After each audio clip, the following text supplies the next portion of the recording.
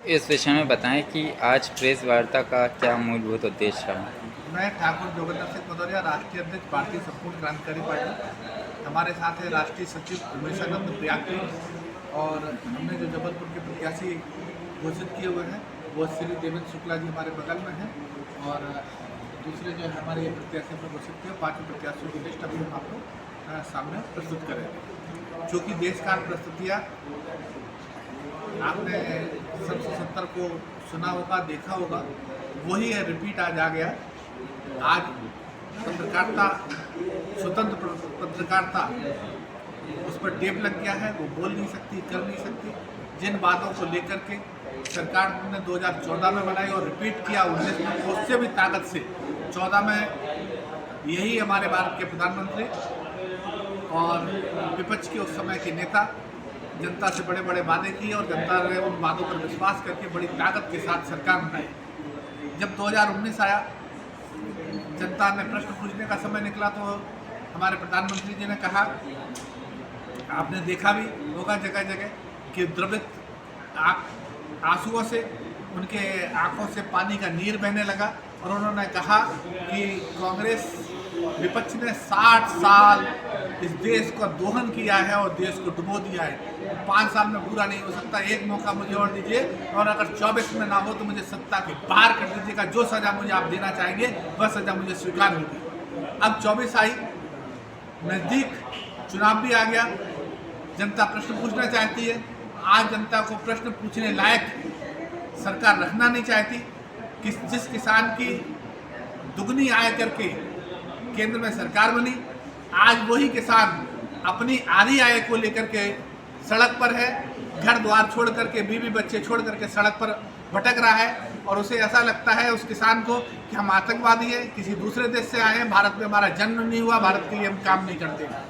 जिन बेरोजगार युवाओं को लेकर के भारत से वादा किया गया, उन युवाओं से वादा किया गया कि इस देश से बेरोजगारी नाम की कोई चीज़ नहीं होगी, इस देश में बेरोजगार नहीं होगा। वह युवा आज सड़क पर भटक रहा है और जब अपना रोजगार की मांग करता है तो आप लोग देखते ही होंगे विभिन्न चैनलों के माध्यम से, चूँकि आप चौथा स्तंभ में, तो आप उस चौथे स्तंभ के भी मुंह में टेप लग गया है, उसको भी बोलने नहीं दिया जा रहा। अगर बोलने दिया जाता तो एक नया शब्द आ गया है सरकार के पास, उसका नाम है टूल किट का हिस्सा।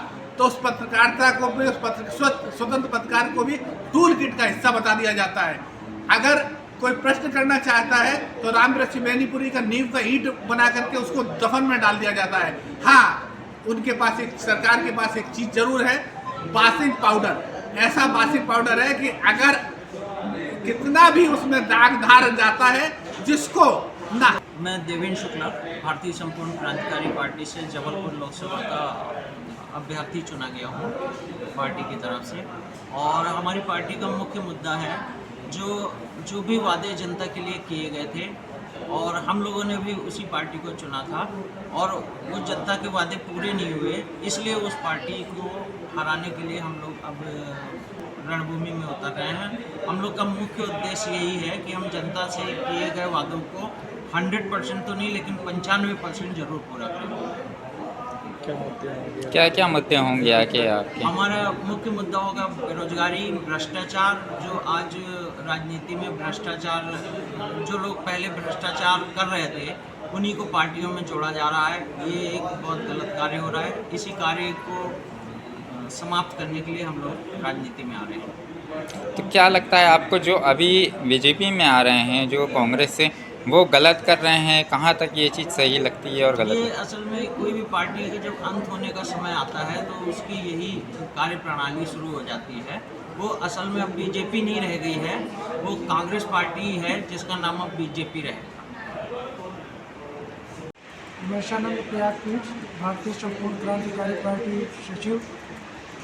हम पूरे देश में 300 सीटें लोकसभा की लड़ने जा रहे हैं, जिसमें आज पहली लिस्ट हमने जारी की है, जिसमें 5 सीटों का हमने घोषणा की है। जबलपुर से देवेंद्र शुक्ला जी, राकेश पांडे रीवा से, रामभजन बंसल दमोह से, एहिप सिंह मंडला से और दीपक कुंवर शहडोल से, क्योंकि ये आदिवासी सीट है।